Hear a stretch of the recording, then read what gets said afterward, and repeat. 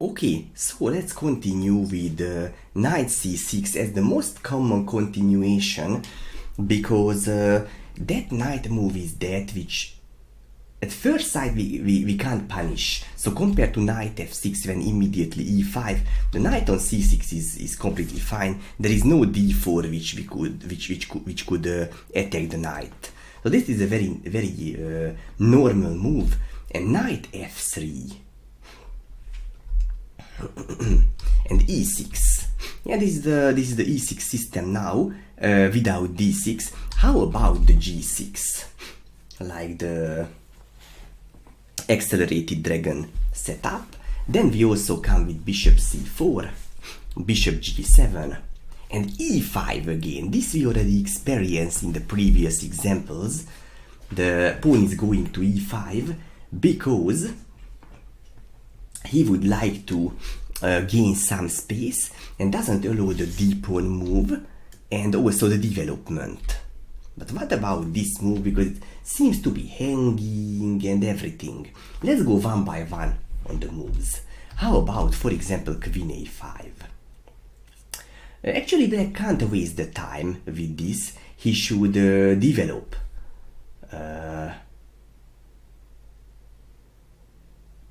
with the minor piece instead, because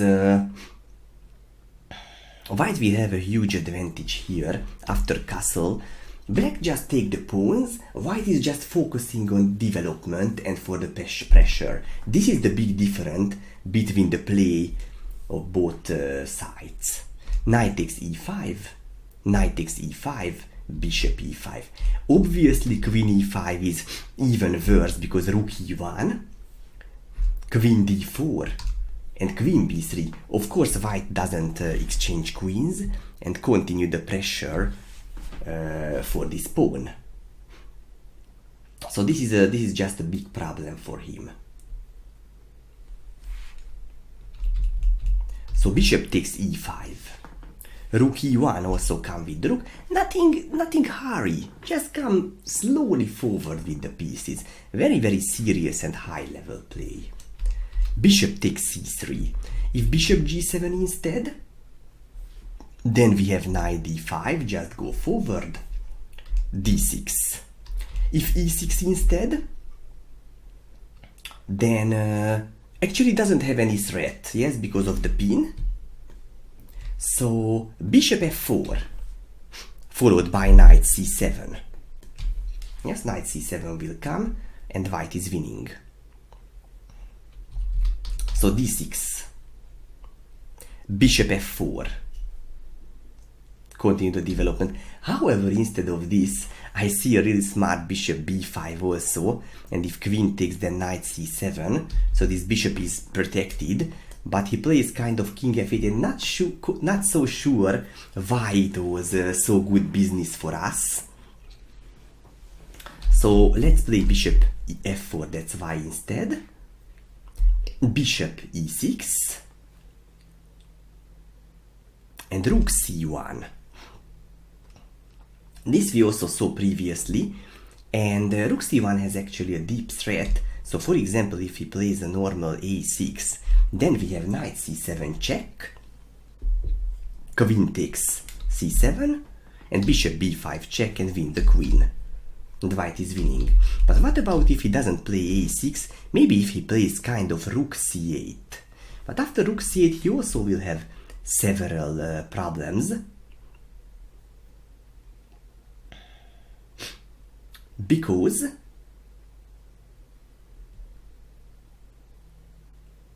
bishop b5 check again. And what can he do if queen b5, rook takes c8, followed by knight c7? It's also hopeless. Also doesn't really avoid anything here. And if, for example, he plays like, let's see. Yeah, what else? What else can he do actually? It's actually nothing. Yes. Okay, so this was the bishop g7. Let's see how about bishop c3, b takes, and queen takes. How about to see the knight f6, the development move first? But okay, still he is in some problem already, so not sure this is so easy for him now, the continuation. So queen d6. It's rare to see this kind of patterns appearing on the board, but what can he do here? Threatening with checkmate there, and he has several problems there. For example, if e6, then bishop a3, and we continue on the diagonal threat. And if he plays, for example, castle, then queen takes e7 we can play. So this is just some problems for him. How about, for example, knight g4 now? Black still have pawn up, but we can already feel that he's in a huge trouble. And after h3, basically the knight is stuck, knight is trapped. So he doesn't have any special move here. He has to resign because he's simply in a huge trouble.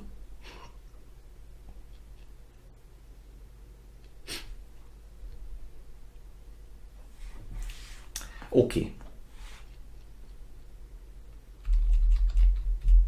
Let's see how about queen takes c3.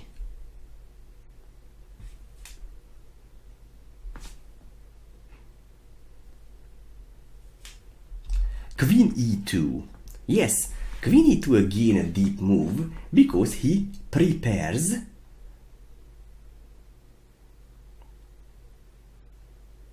for bishop b2. So for example, if he would take the rook, then bishop b2. So yeah, he lost the queen. Okay, he has still 2 rooks and 3 pawns. So materially, black is better, but look his development. Horrible, terrible. f6, bishop takes g8, rook takes g8.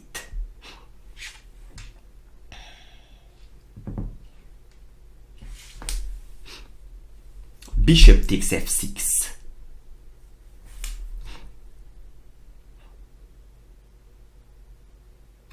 e6.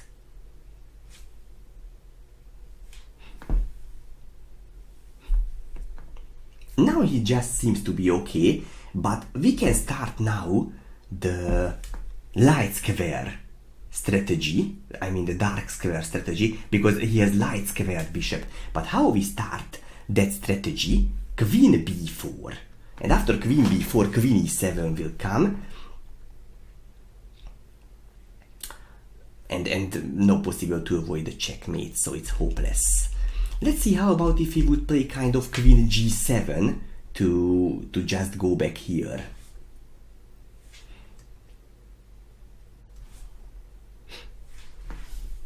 Bishop b2, so we can just continue with the same plan.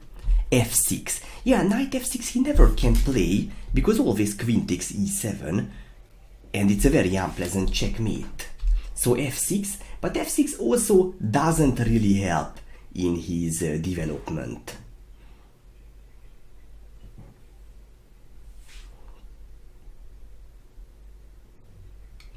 Rook a c1, continue the development. g5. How about e6? After e6 there is a great sacrifice coming here. Let's see how can we crush him completely. Usually if our all pieces are attacking right now, we have this kind of way, like bishop takes e6, exclamation mark, d6, rook takes c8, and queen takes e6 and completely crushed him. For example, king d8, we will come with rook d1, king c7, and rook c1, followed by checkmate, and his position is simply hopeless. Okay, very good.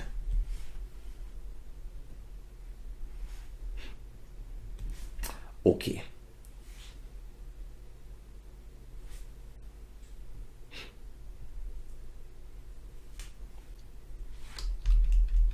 Let's go back. How about knight h6? Normal knight development, but this is also not really good because now bishop a3, so suddenly I come with the another diagonal and also big problem again. Good, very, very good.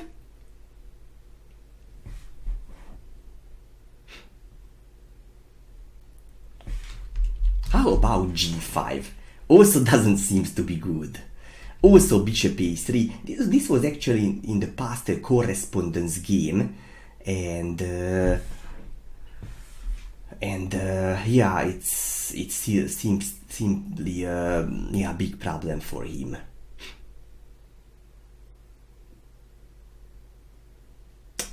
Pressure on e7, he can't continue development, and look, what does it mean? Is it good he has 3 pawns up? Nothing. It's simply nothing, the 3 pawns up. If the development, because he has a rook, 2 rooks down, bishop down, knight down, queen down. He can't come at all. Can't come at all.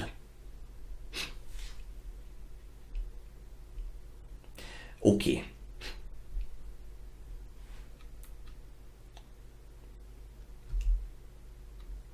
Let's go back. How about, this was the queen a5, how about the knight takes e5 if we just take the material there? Knight takes e5, bishop takes e5, and now we should also try to find kind of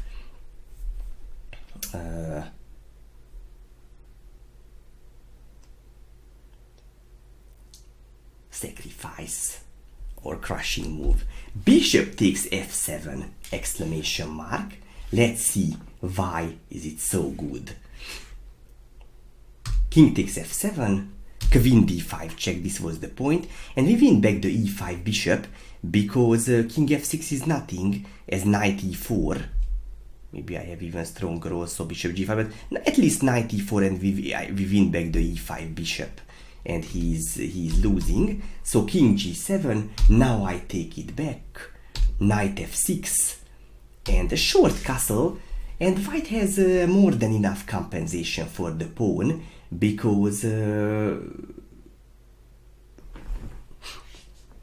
black is a pawn up, but also can't castle. Also he has problems with the development, so simply it's not enough for him at all. Not enough at all. Okay, very good. How about knight h6? This is still the most consolidated move because he continued development. Castle, castle, and bishop f4. Now we try to continue development and maybe some pressure on the h6 knight because that is a little bit out of play.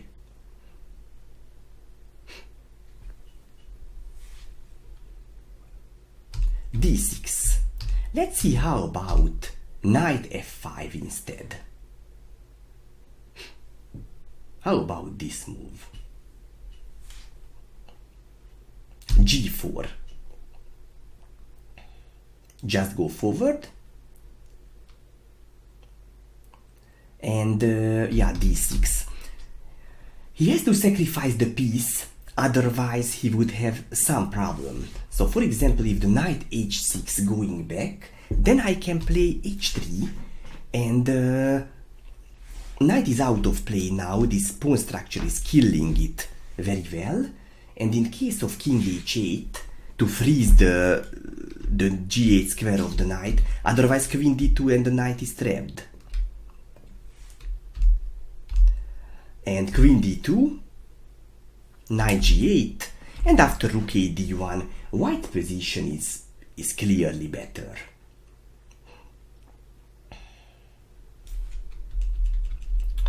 So that's why still d6, g takes f5, d takes e5. This was his point. He get back some pawns and for the piece and maybe a strong center. But okay, queen takes d8, rook takes d8, bishop g5, bishop takes f5, and after rook fd1, white is minimum slightly better, so the 3 pawns are not enough for a piece. Give some play, but not enough. Alright.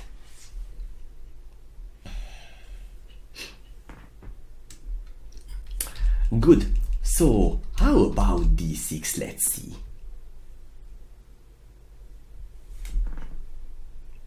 E takes d6, e takes d6, and h6.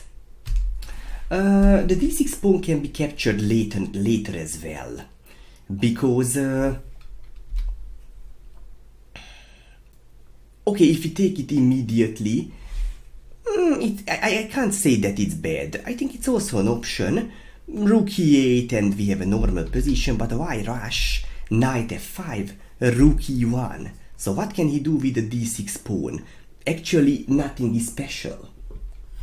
Bishop d7, for example, queen d2, queen a5, and rook a d1. Also compensation, but for not a long time, because not a long term, because the d6 pawn will be losing very quickly, and probably white will have even more activity. So this is just a better way here.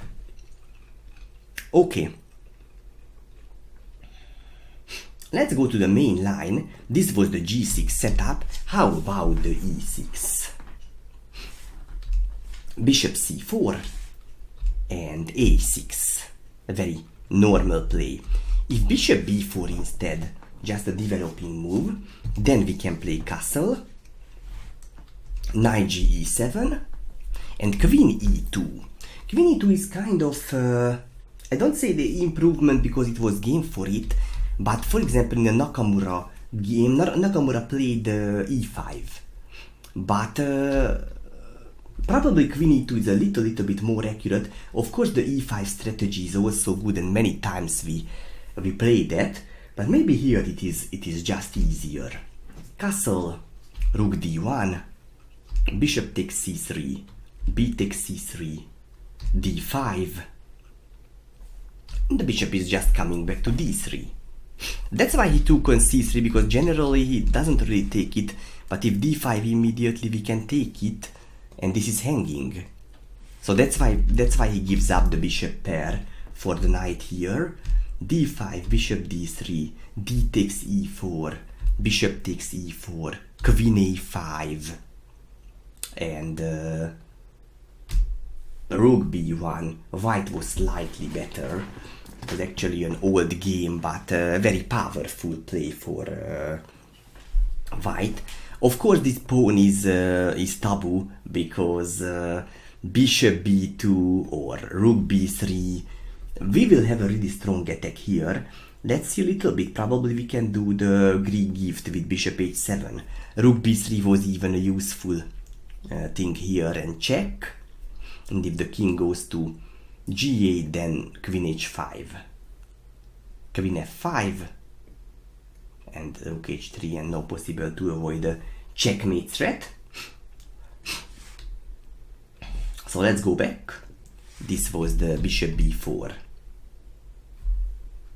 How about queen c7? Queen c7 seems to be a normal move. Castle and knight f6.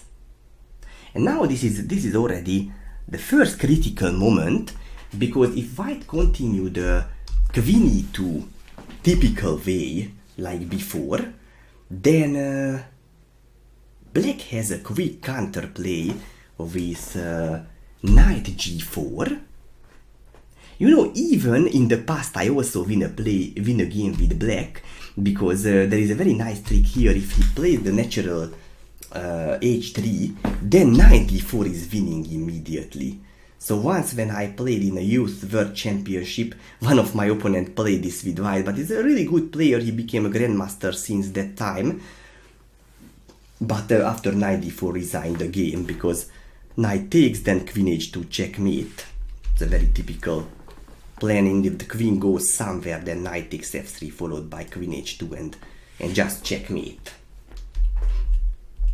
So yeah, this h3 is not good. And also if rook d1, to avoid that and continue the plan, could have been meant by bishop c5, and he has problems on f2. So this is also not really working. So knight b5 and queen b8. And okay, this queen is still keeping the tension. This is an unclear position.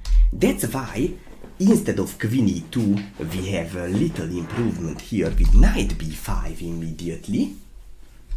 Queen goes to b8 and e5. So we can grab the initiative because, okay, let's see what is the point. For example, if knight takes e5, then knight takes e5, queen takes e5. Now black has already 2 pawns up, but a very strong initiative we have again. Queen goes, for example, c5. Yeah, because if the queen would go to b8, then the attack is also not stopped. I go to d4 and prepares for bishop f4. So for example, d6 and bishop f4 or bishop g5, and he's in some trouble. Bishop e7, bishop takes f6, he has to take back with the pawn, and then kind of rook a d1, and okay, white has attack here. And in case of queen c5, we have again something good move, maybe simply b3, just protect the bishop and threatening with the bishop e3 tempo.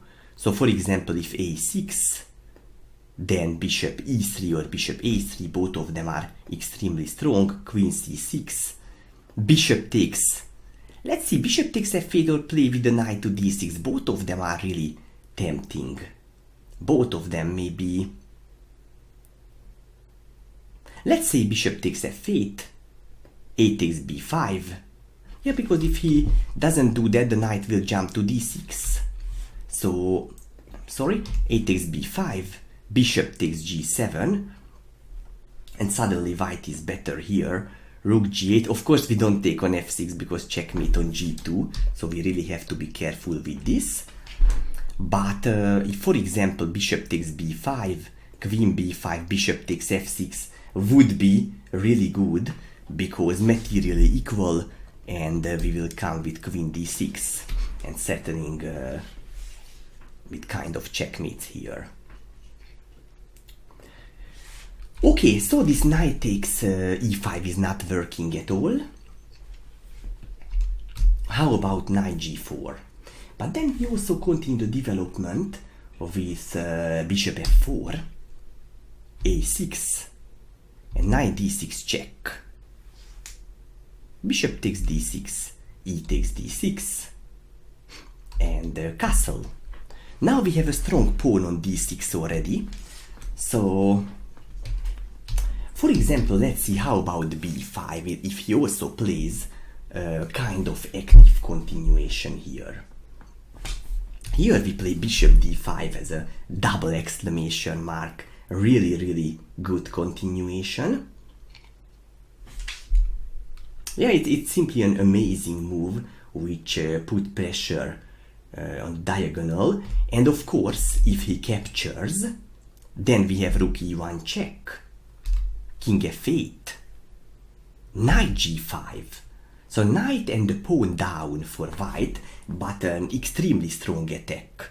Knight g5 is actually threatening with queen takes g4, knight f6, and another great move, rook e7 exclamation mark, wonderful penetration. Of course he can't take it because d takes check and he lost the queen. So queen b6, queen e2, queen d8, rook e1.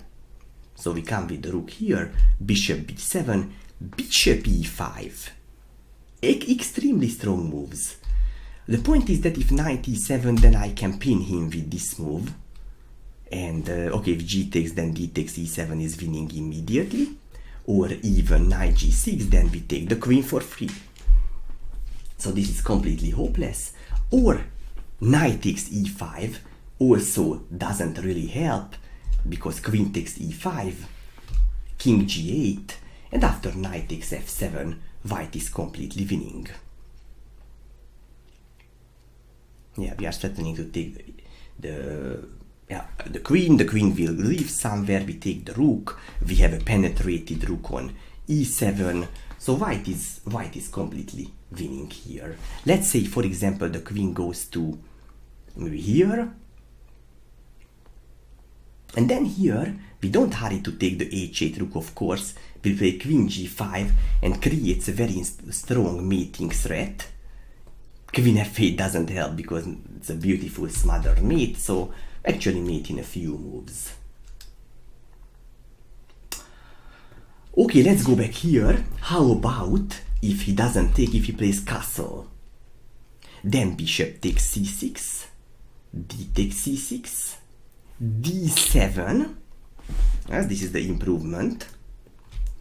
And in case of queen b6, yeah, because queen takes f4, d8 queen. This is the point, and two queens and no possible to take because back rank checkmate, and white will have two queens. So two queens is very, very simple winning, materially already also.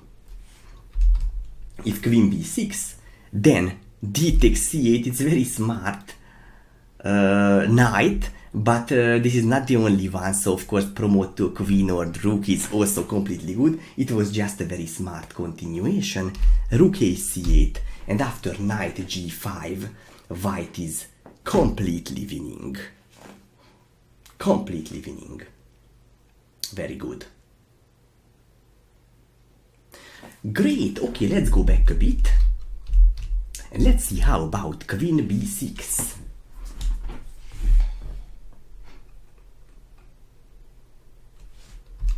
Bishop takes c6, d takes c6. Can he take back with the queen? He can't, because queen d4?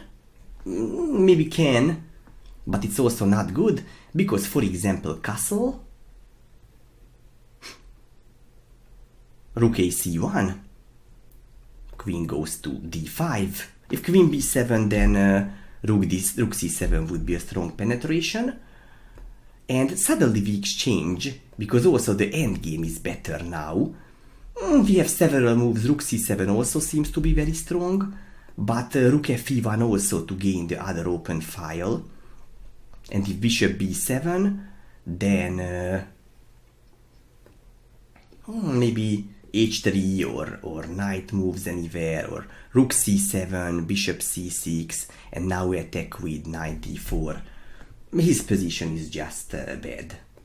How about if he takes with the pawn? This even seems to be more dangerous, because rook c1 and he can't castle, because if he castles, then d7 coming. Bishop b7 and bishop d6. And he's just winning here. Completely. Rook, for example, d8 and bishop e7. And white will have even material advantage soon. So that's why c5 still tries something here. h3, chase away the knight. Knight f6. And bishop e3. And after bishop e3 he's in kind of trouble, because this is hanging. If he plays maybe knight d7, then we can come with b4 followed by b takes c5, or even knight e4 has the same problem.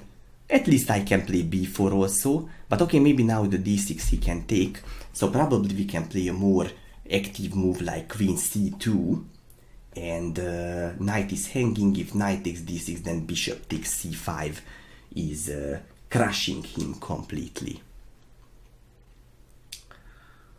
Or bishop b7, if he just protect it, we can maybe we can play b4 now. Queen takes d6, b takes c5, and c6 will come, because if the queen is blocking, then the knight is suddenly arriving to e5 or d4. Maybe d4, because that is a protecting square. The queen is hanging, so there is no any threat here. He has to move and then push the pawn with c6, and white is winning here.